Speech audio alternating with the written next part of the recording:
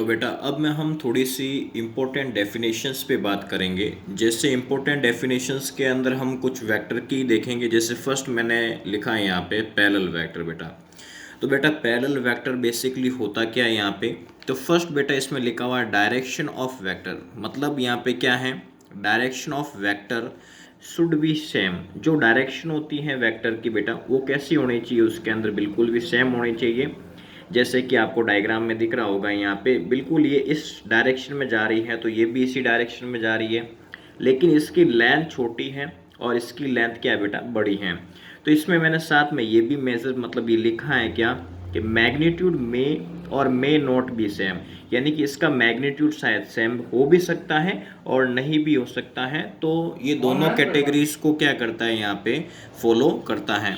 तो फर्स्ट बात बेटा यहाँ पे डायरेक्शन सेम होनी चाहिए। दूसरी बात मैग्नीट्यूड सेम हो, ये इसके ऊपर कोई फर्क नहीं पड़ता है। तो ये हम किसकी बात कर रहे हैं बेटा, पैरेलल वेक्टर की बात कर रहे हैं।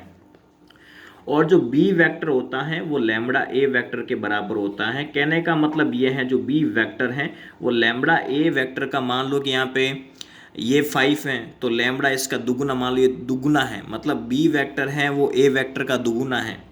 ठीक है, मान लो ए वेक्टर 5 है, क्या बेटा यहाँ पे ए 5 है, या इसको मान लो या लैम्बडा 5 दे दिया जाए तो इसका मोटा मतलब ये है जो बी वेक्टर है वो ए वेक्टर का 5 गुना है, 5 टाइम्स है।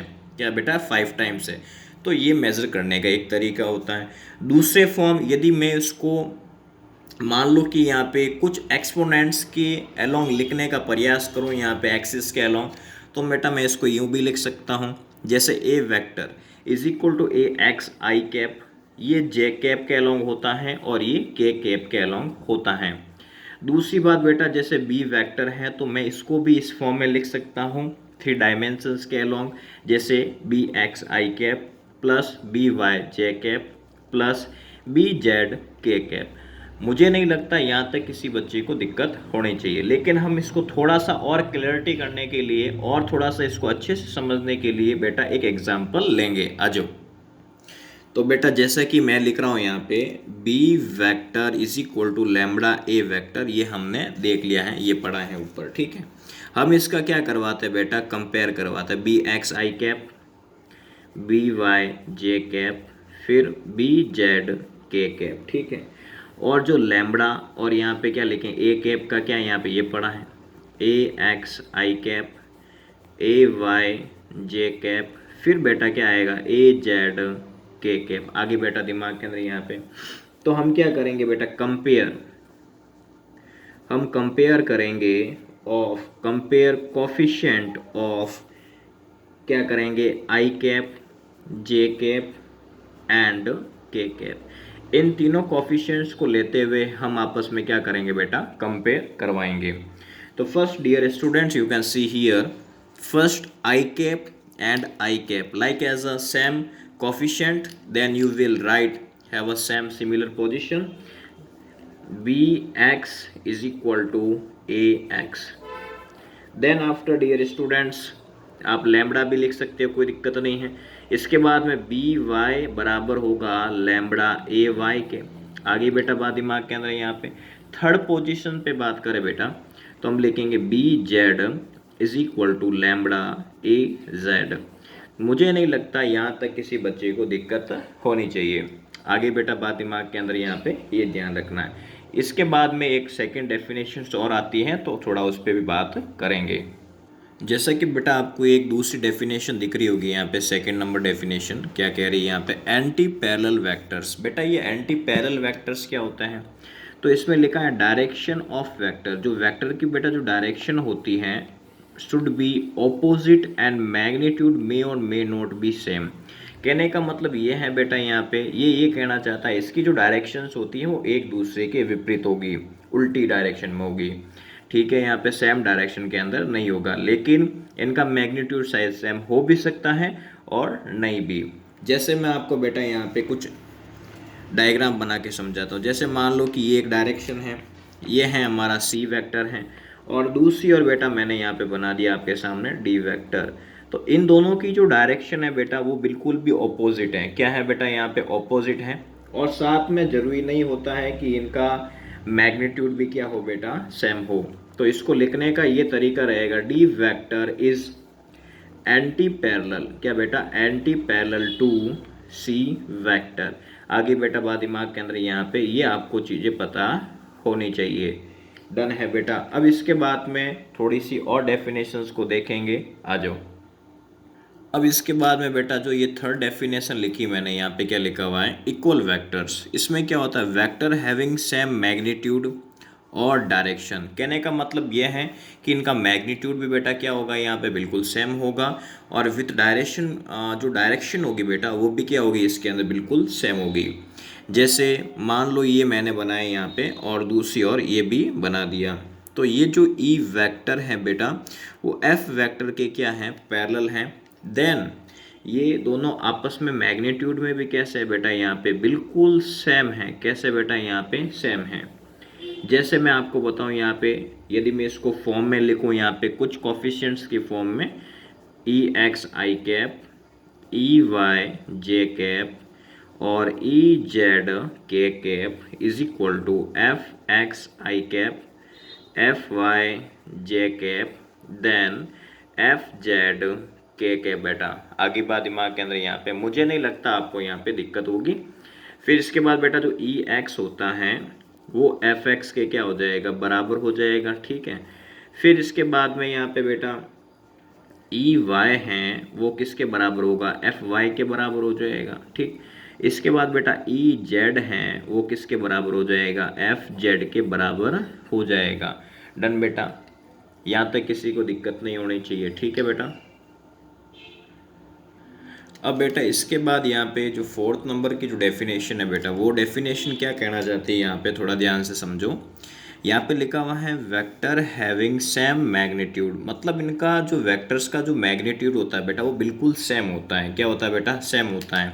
लेकिन बेटा जो इसकी जो डायरेक्शन है वो डायरेक्शन अपोजिट होगी। कैसी होगी बेटा, अपोजिट। जैसे मैं आपको बताऊँ यहाँ पे ये इस प्रकार है और दूसरी ये इस प्रकार है ना, तो ये है जी वेक्टर और बेटा है ये है हमारे पास एच वेक्टर। दोनों की डायरेक्शंस ऑपोजिट जरूर हैं, लेकिन इन दोनों का जो मैग्नीट्यूड है बेटा वो बिल्कुल भी क्या हो जाएगा, यहाँ पे सेम। क्या हो जाएगा बेटा, यहाँ पे सेम हो जाएगा। लेकिन इसको लिखने का जो तरीका होगा वो इस प्रकार रहेगा। बेटा यहाँ तक दिक्कत नहीं होनी चाहिए, ठीक है बेटा। अब इसके ऊपर थोड़ा सा हम क्या ले लें, यहाँ पे ये एग्जाम्पल लें और एग्जाम्पल से थोड़ा क्लियरिटी करते हैं इसके अंदर, आ जाओ। अब बेटा मान लो कि आप लोगों के सामने एक ऐसा क्वेश्चन आ जाए। क्वेश्चन में क्या कहना चाहता है, इफ वेक्टर ए वेक्टर हमें दे रखा है 2i कैप जे कैप प्लस 3k कैप। दूसरी ओर हमें क्या दे रहा है बेटा, यहाँ पे बी वेक्टर दे रखा है 4i cap A J cap plus B K cap, ठीक है। इसने कहा है ये दोनों वेक्टर्स आपस में कैसे बेटा, पैरेलल हैं। तो पैरेलल हैं तो हम पैरेलल की कंडीशन जानते हैं फॉर पैरेलल वेक्टर की। क्या बेटा, पैरेलल वेक्टर को सॉल्व करने का तरीका हमें पता है। तो हम देखेंगे B vector is equal to lambda, A vector ये हमें पता है तो हम इनको फॉर्म में लिख देंगे ना। तो यहाँ पे क्या लिखेंगे बेटा, 4i कैप, फिर ए जे कैप, फिर आएगा बेटा बी के कैप, है ना। लैम्बडा यहाँ पे लिखो, फिर ए क्या आ जाएगा यहाँ पे 2i कैप जे के कैप और फिर आ गया बेटा 3k। अब क्या करेंगे बेटा, कंपेयर, ठीक है। इसको इससे कंपेयर करवा लेंगे और साथ में लैम्बडा ले लेंगे। तो 4 इज इक्वल टू 2 लैम्बडा, ये मैंने पहले बता चुका हूँ आपको। और इसका इसके साथ कंपेयर, इसके आगे कुछ नहीं है बेटा, तो क्या रहेगा यहाँ पे, पहले तो हम यहाँ पे लैम्बडा लिख लेते हैं क्योंकि यहाँ पे 1 है और 1 का मल्टीप्लाई लैम्बडा से करेंगे तो लैम्बडा आएगा, ठीक है बेटा। और फिर इसके बाद में जैसे b है तो b को हम लिखेंगे यहाँ पे 3 लैम्बडा। यहाँ तक मुझे नहीं लगता किसी को दिक्कत होनी चाहिए। लेकिन हम 2 से इसको काटे तो लैम्बडा की पर्टिकुलर वैल्यू कितनी आ गई बेटा, 2। तो ए भी क्या हो जाएगा हमारा 2, क्योंकि लैम्बडा की वैल्यू कितनी है, 2 है। और यहाँ पे देखो 3 लैम्बडा है तो 3 मल्टीप्लाई 2 करोगे तो कितना आ जाएगा बेटा, 6। कितना आ जाएगा बेटा, यहाँ पे 6 आ जाएगा। थोड़ा सा इसको हम एमआर लॉजिक से सॉल्व करते हैं। किससे सॉल्व करते हैं बेटा, यहाँ पे एमआर लॉजिक से, क्योंकि फील्ड से करना बहुत ज़रूरी है। ऐसे पैटर्न्स को आप यदि वहाँ पे इतना टाइम लगाओगे तो बहुत ही मामला गड़बड़ है। तो बेटा थोड़ा ध्यान से समझो, यहाँ पे लिखा 2i कैप जे कैप और 3k कैप, है ना। तो ये जो 2 है ये यहाँ पे दुगुना हो रहा है। क्या हो रहा है बेटा, दुगुना हो रहा है। फील आ रहा होगा, है ना। मतलब 2 है तो ये 4 हो रहा है। कितना हो रहा है बेटा 4, यहाँ पे 1 होगा, तो सीधी सी बात है यहाँ पे लैम्बडा कितना आ रहा है 2 ही आ रहा है, दुगुना है ना। और यहाँ पे मान लो ये 1 है तो यहाँ पे क्या होगा 2 हो जाएगा, तो a की वैल्यू कितनी आ रही है यहाँ पे भी 2 आ रही है, सीधी सी बात दुगुना है। यहाँ पे 3 है तो इसका डबल हो जाएगा, तो b कितना आ गया 6। ये लो, बातें ही बातों में सॉल्व कर लिया बेटा। तो ये कौन सा लॉजिक है बेटा, एम आर लॉजिक है। कौन सा लॉजिक बेटा, एम आर लॉजिक। आप इसको भी फॉलो करके वहाँ पे क्वेश्चन आपको ऐसे ही करना है वहाँ पे। ये तो मैं समझाने के लिए इतना परिचाट बना रहा हूँ आपको, आगे बेटा बात दिमाग के अंदर यहाँ पे सॉल्व ऐसे करना है, आपको ध्यान रखना है।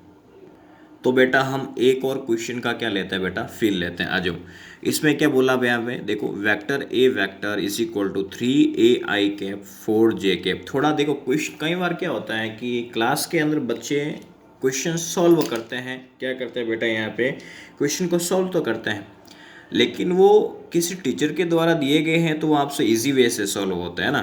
लेकिन हम क्वेश्चन को समझकर उसको सॉल्व करें तो एक बड़ी बात होती है, ध्यान रखना। तो क्वेश्चन को पढ़े जरूर एक बार और बड़ा क्लियरिटी से पढ़ें।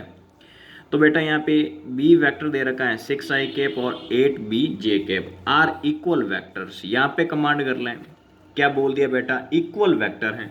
तो इक्वल वेक्टर की कंडीशन आपको पता है, मैं पहले ऑलरेडी कई बार बता चुका हूँ यहाँ पे, ठीक है। हम बात करेंगे फॉर इक्वल वेक्टर, पीछे ही हमने इसकी डेफिनेशन पढ़ी है। क्या पढ़ी बेटा, डेफिनेशन है ना। तो इसके अंदर क्या होता है, जैसे बेटा हमें पता है कि बी एक्स बराबर होता है किसके, ए एक्स के बराबर होगा, सीधी सी बात है। तो इसका कंपेयर, ये क्या हमारा ए एक्स है और ये क्या हमारा बी एक्स है। तो बेटा बी एक्स कितना वहाँ पे 6 है, कितना बेटा यहाँ पे 6 है, और ए एक्स कितना यहाँ पे 3a है। तो देखो बेटा कितना सॉल्व अच्छे से हो गया है ना, सीधा सा 2 आ गया, यहाँ पे देखने की जरूरत नहीं। अब इसके बाद में ये y है तो हम क्या लिखेंगे, B Y is equal to A Y होता है। तो बी वाई कितना यहाँ पे 8b है, और ये कितना बेटा 4, ये इससे कट गया। तो आंसर कितना आ गया बेटा 1/2 आ गया। मतलब देखने की जरूरत नहीं, यदि आपके कंसेप्ट एकदम क्लियर है बेटा तो क्वेश्चन हलवा है। क्या बेटा, हलवा है, सारे मच्छर क्वेश्चंस हैं, ध्यान रखना। अब बेटा यदि मैं आप लोगों के सामने बात करूं परपेंडिकुलर और ऑर्थोगोनल वेक्टर, तो ये चीज़ होती क्या है, थोड़ा सा बेटा थोड़ा ध्यान से समझना इसको।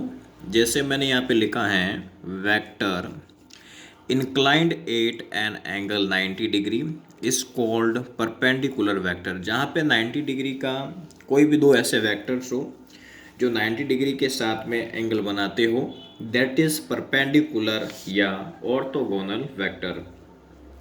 जैसे बेटा मैं डायग्राम से समझाऊँ यहाँ पे, जैसे मैंने इस प्रकार एक डायग्राम बना दिया आपके सामने, और मैंने इसको लिख दिया यहाँ पे आई वेक्टर, और इसको मैंने लिख दिया बेटा जे वेक्टर। तो इन दोनों के बीच में बेटा 90 डिग्री का एंगल मेड होता है। तो j vector is perpendicular i vector. तो यहाँ तक मुझे नहीं लगता आप में से किसी को दिक्कत होनी चाहिए। आगे बेटा बात दिमाग के अंदर यहाँ पे ये ध्यान रखना है। जैसे बेटा मैंने यहाँ पे आप लोगों के सामने लिखा है नल वेक्टर, है ना। तो नल वेक्टर को हम जीरो वेक्टर भी कहते हैं बेटा यहाँ पे, ठीक है। क्या कहते हैं यहाँ पे, जीरो वेक्टर से भी रिप्रेजेंट करते हैं। यदि मैं इसकी डेफिनेशन से बात करूँ, by definition a null vector has magnitude 0। जो एक बेटा नल वेक्टर होता है उसका जो मैग्नीट्यूड है बेटा, वो मैग्नीट्यूड क्या होता है बेटा, 0 होता है। क्या होता है बेटा, 0 होता है। हैज़ आर्बिट्रेरी डायरेक्शन, मतलब इसका मतलब होता है कि जो इसकी जो डायरेक्शंस होती हैं वो यादृच्छिक होती है। यादृच्छिक का मतलब ये होता है कि वो किसी भी दिशा में हो सकता है, किसी भी डायरेक्शन के अंदर हो सकता है। और इसको हम थोड़ा और क्लियर करने के लिए थोड़ा एग्जाम्पल्स के माध्यम से समझते हैं बेटा। जैसे एग्जाम्पल फर्स्ट है वेलोसिटी ऑफ स्टेशनरी ऑब्जेक्ट। बेटा हमेशा एक बात ध्यान रखना, स्टेशनरी ऑब्जेक्ट जहाँ पर भी आता है ये समझ जाना है कि वो अभी गाड़ी या कोई भी एक ऑब्जेक्ट होता है वो अभी रेस्ट पोजीशन पे है, वो अभी खड़ा है, वो अभी स्थिर है, कांस्टेंट है। तो ऐसी पोजीशन पे हम उसको जीरो वेक्टर या उसको नल वेक्टर कहते हैं। आगे बात, जैसे हमारे घर के बाहर एक मोटरसाइकिल खड़ी है, वो चल नहीं रही, बिल्कुल रेस्ट में है, तो वो एक जीरो, उसको हम नल वेक्टर कहेंगे। आगे बात दिमाग के अंदर यहाँ दूसरी और मान लो, जैसे मैंने कह दिया 2 पीपल पुलिंग अ रोप, 2 व्यक्ति हैं जो आपस में क्या करते हैं, रस्सी को खींचते हैं। जैसे मान लो ये एक रस्सी है, क्या यहाँ पे एक रस्सी है, यहाँ पे एक व्यक्ति खड़ा है, इसको यहाँ से खींचता है, और यहाँ पर भी एक व्यक्ति खड़ा है यहाँ पे, इसको यहाँ से खींचता है। तो यहाँ से क्या करेगा, वो एक इस डायरेक्शन से खींच रहा है इसको, और एक बंदा इस डायरेक्शन से खींच रहा है। तो दोनों का जो नेट फोर्स होगा बेटा वो क्या हो जाएगा, जीरो, क्योंकि दोनों साइड से क्या लग रहा है, फोर्स बराबर लग रहा है यहाँ पे। आगे बात दिमाग के अंदर यहाँ पे। तो ये चीज़ हमें समझ में आनी बहुत ज़रूरी है बेटा। अब बेटा हम क्या करते हैं, थोड़ा सा उसको और अच्छे से फील करने के लिए हम इसके ऊपर क्या लेते हैं बेटा, एग्जाम्पल लेते हैं। क्या लेते हैं बेटा, एग्जाम्पल। जैसे मान लो कि यहाँ पे एक पार्टिकल है, इस पार्टिकल के ऊपर इस प्रकार और इस डायरेक्शन के अंदर 10 न्यूटन का, इस डायरेक्शन के अंदर 10 न्यूटन का फोर्स लगता है, और साथ में इसी डायरेक्शन के अंदर क्या लग रहा है बेटा, 10 न्यूटन। तो दोनों की डायरेक्शन बेटा ओपोजिट है, ये इस डायरेक्शन में है और ये इस डायरेक्शन में है। आगे बात दिमाग के अंदर यहाँ पे, मुझे इसके ऊपर यदि एफ नेट, यदि मुझे इसके ऊपर टोटल फोर्स पता करना हो ऑन पार्टिकल, किसके ऊपर बेटा, यहाँ पे पार्टिकल के ऊपर यहाँ पे, तो वो कितना होगा यदि मुझे पता करना हो, तो मैं कैसे पता करूँगा। और आपको ऐसा दे दिया जाए कि एफ नेट जो वेक्टर है और पार्टिकल के ऊपर वो कितना है बेटा, जीरो है, और आपको ये ट्रू फॉल्स में दे दिया जाए, इस प्रकार क्वेश्चन बना के दे दे, तो आप क्या आंसर दोगे इसका। तो बेटा आपको ये तो पता है कि दोनों के ऊपर फोर्स सेम लग रहा है, ये भी 10 न्यूटन का है और ये भी 10 न्यूटन का है। आगे बेटा बात दिमाग के अंदर यहाँ पे, लेकिन दोनों की डायरेक्शन अलग अलग है, ऑपोजिट हैं। तो इसी पोजीशन को हमने पीछे पढ़ा है कि नल वेक्टर कहते हैं, और नल वेक्टर को हम जीरो वेक्टर इस प्रकार रिप्रेजेंट करते हैं, लेकिन ये तो ओनली जीरो दे रखा है जो स्केलर को रिप्रेजेंट करेगा, तो ये तो फॉल्स है। क्या बेटा यहाँ पे फॉल्स है, क्यों, क्योंकि बेटा ऐसी पोजीशन तो स्केलर होती है, कैसी होती है बेटा, scalar. That is wrong answer, is the perfect answer only zero vector. Then बेटा मान लो कि एफ वेक्टर है, और साथ में आपसे ये भी बता दूं यहाँ पे एफ वेक्टर इज, एफ जो वेक्टर मैंने लिखा है ये कौन सी क्वांटिटी बेटा, वेक्टर क्वांटिटी होती है। कौन सी क्वांटिटी होती है बेटा, वेक्टर क्वांटिटी होती है, आपको ये ध्यान रखना है बेटा। अब इसके बाद बेटा ये क्वेश्चन बहुत तगड़ा है, थोड़ा सा ध्यान से समझे ना। तो इसमें क्या लिखा हुआ, velocity of car at rest, क्या बोल दिया यहाँ पे, कोई भी एक कार है वो रेस्ट पोजीशन के ऊपर अभी खड़ी है, तो इनमें से कौन सा ऑप्शन इसको सेटिस्फाई करेगा, तो बिल्कुल सी से चालना पाकर, ये एकदम परफेक्ट आंसर होगा, क्योंकि जीरो वेक्टर है और रेस्ट पोजीशन के ऊपर जो उसकी जो वेलोसिटी होती है बेटा वो कितनी होती है, जीरो वेक्टर होगी। आगे बेटा बात दिमाग के अंदर यहाँ पे ये ध्यान रखना है। जैसे बेटा मैंने यहाँ पे लिखा है यूनिट वेक्टर, क्या लिखा बेटा मैंने यहाँ पे, यूनिट वेक्टर है ना। तो बेटा यूनिट वेक्टर बेसिकली होता क्या है, और इसको रिप्रेजेंट करने का तरीका इस प्रकार होता है, वेक्टर हैविंग यूनिट मैग्नीट्यूड, जिसका मैग्नीट्यूड यूनिट हो, मतलब उसका मैग्नीट्यूड कितना हो, 1 हो, इज कॉल्ड यूनिट वेक्टर। और उसको रिप्रेजेंट, मतलब ये जो रिप्रेजेंट करता है ओनली डायरेक्शन को, किसको रिप्रेजेंट करता है बेटा, ओनली डायरेक्शन को रिप्रेजेंट करेगा। तो हम क्या करेंगे यहाँ पे, इट इज डिनोटेड बाय, इसको हम और कौन से वे से रिप्रेजेंट कर सकते हैं यहाँ पे, it is denoted by A vector. Done है बेटा यहाँ पे। अकॉर्डिंग टू डेफिनेशन, हम डेफिनेशन से बात करें बेटा, अकॉर्डिंग टू डेफिनेशन, हम डेफिनेशन से देखें तो हम इसको यूनिट वेक्टर, जैसे ए कैप है, इसको हम क्या लिख सकते हैं बेटा, 1 लिख सकते हैं। क्या लिख सकते हैं बेटा यहाँ पे, 1। जैसे मैंने आपको पिछली बार बताया था, प्रीवियस जो हमारी वीडियो रही है, F vector is equal to modulus F vector, जो मैग्नीट्यूड को रिप्रेजेंट करेगा, साथ में डायरेक्शन। मुझे पर्टिकुलर वे से डायरेक्शन चाहिए, तो F vector upon F modulus, इस प्रकार लिखेंगे बेटा। यहाँ तक किसी को दिक्कत नहीं होनी चाहिए। आगे बेटा बात दिमाग के अंदर यहाँ पे थोड़ा सा ध्यान से देख लो, और किसी को दिक्कत हो जाए बाय द वे, मान लो किसी को बाय द वे दिक्कत हो जाए, तो आप वीडियो को वापस देख लेना यहाँ पे, ठीक है बेटा। यदि इससे भी ज़्यादा दिक्कत आ रही है तो आप कमेंट बॉक्स में बिल्कुल लिख सकते हैं, मेरी तरफ से जो भी रहेगा मैं आपकी हेल्प करूँगा इसके अंदर। जैसे बेटा अब इसके अंदर मैं बात करूँ थोड़ा सा magnitude of unit vector, directions के अलोंग हम कंपोनेंट्स की बात करें, जैसे मैंने कुछ इस प्रकार की डायरेक्शंस ली है ना, तो ये होती है एक्स डायरेक्शन, और बेटा ये वाई है, और ये कौन सी डायरेक्शन है बेटा, यहाँ पे जेड है, और एक्स एक्सिस के अलोंग हम आई कैप देखते हैं, इसके अलोंग हम जे कैप देखेंगे और इसके अलोंग हम क्या देखेंगे बेटा, के कैप। आई कैप, जे कैप और यहाँ पे क्या देखेंगे बेटा, के कैप, है ना। अब मुझे आई कैप का यूनिट यानी कि मैग्नीट्यूड बताना हो तो क्या आएगा बेटा, 1। और बेटा मुझे जे कैप का देखना हो तो भी क्या आता है बेटा, 1 आता है। और के कैप का भी देखना हो तो क्या आएगा बेटा, 1 आएगा। और जिस प्रकार हमने आपको पीछे बताया था कि ए कैप का कितना होता है बेटा, 1 होता है। तो इन चीज़ों के बारे में भी आपको ध्यान रखना, वेरी वेरी इंपॉर्टेंट ध्यान रखना, मजाक में नहीं लें इन सभी चीज़ों को, ठीक है बेटा, यहाँ पे ध्यान रखना है। जैसे बेटा इसके अंदर आप लोग देख पा रहे हैं, अब मैं 8 नंबर डेफिनेशन है जो आपको दिख रही होगी यहाँ पे, कोप्लेनर वेक्टर, है ना। तो इसके अंदर क्या होता है बेटा, जैसे इफ 3 और more than 3 vectors are lie in same plane, या 3 से ज़्यादा वेक्टर्स सेम प्लेन में लाई करें तो ऐसी कंडीशन को हम क्या कहते हैं बेटा, कोप्लेनर वेक्टर कहते हैं। क्या कहते हैं बेटा, यहाँ पे कोप्लेनर वेक्टर कहेंगे। अब बेटा इसके बाद में जैसे मैं बताऊँ यहाँ आपको, आपके सामने मैंने 2 टाइप्स के कुछ चीज़ें बनाई हैं। फर्स्ट एक तो कोप्लेनर है और दूसरा नॉन कोप्लेनर ना। तो फर्स्ट कोप्लेनर के अंदर क्या है बेटा, इसकी जो 3 डायमेंशंस है यहाँ पे इसी प्लेन के अंदर लाई कर रही है, बाहर की ओर नहीं है। That is the condition of coplanar. And यदि तीनों में से कोई भी डायमेंशंस इस प्लेन की बाहर की ओर होती है तो ये वाली जो कंडीशन होती है बेटा वो नॉन कोप्लेनर को रिप्रेजेंट करती है। किसको रिप्रेजेंट करेगी बेटा, नॉन कोप्लेनर को रिप्रेजेंट करेगी। तो यहाँ तक बिल्कुल भी दिक्कत नहीं होनी चाहिए, ठीक है बेटा, यहाँ पे ध्यान रखना है। जैसा कि बेटा आप लोग देख पा रहे हैं, अब बात करेंगे 9 डेफिनेशन ऑफ वेक्टर। जैसे इसके अंदर लिखा हुआ है कॉनकरेंट वेक्टर, होता क्या है बेसिकली, थोड़ा हम इसको देखेंगे बेटा। तो फर्स्ट बात इसमें लिखा हुआ है, if line of action of all vectors is passing through same point. ये कहना चाहता है यहाँ पे जितनी भी वेक्टर्स है इसके अंदर, यहाँ पे जैसे मैंने बनाए यहाँ पे ये जो लाइन रेज जा रही है यहाँ पे, इन्हीं को बोला है यहाँ पे, तो ये सभी एक सेम पॉइंट से जा रही है बेटा, एक सेम पॉइंट से दिख रही होगी आपको, है ना। तो इस प्रकार की बेटा कंडीशन को ही हम क्या कहते हैं बेटा, कॉनकरेंट वेक्टर कहते हैं। क्या कहते हैं बेटा, कॉनकरेंट वेक्टर कहते हैं।